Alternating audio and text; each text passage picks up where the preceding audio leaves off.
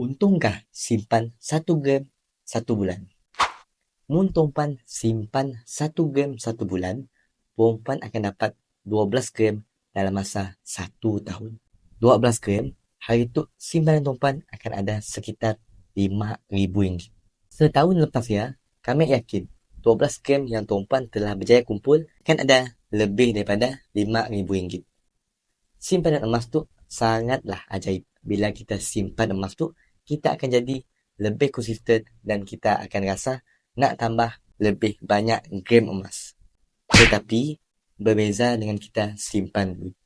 Mun simpan duit, makin lama, makin sikit. Kena? Sebab kita akan rasa nak makin dan memang simpan duit untuk dibelanjakan, bukan untuk disimpan.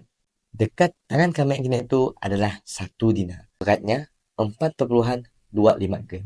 Nilainya hari itu hampir RM2,000. Coba tuan-puan bayangkan, munlah RM2,000 kini tu, kami mbak keluar jalan-jalan, pastinya kuantitinya makin lama makin sikit. Tetapi dengan 1 dinar tu, si semudaya untuk kita belanja. Sebab ialah banyak testimoni penyimpan emas dapat settle hutang asbab simpanan emas dan dapat juga beli rumah asbab simpanan emas, dan ada juga yang dapat mengerjakan haji ataupun umrah hasil kumpul emas.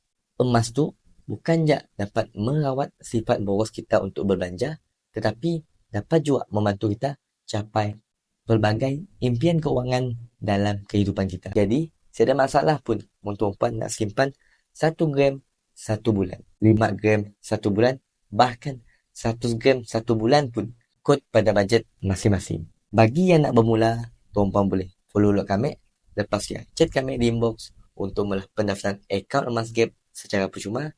Siap daftar, dah boleh terus mula melambung emas.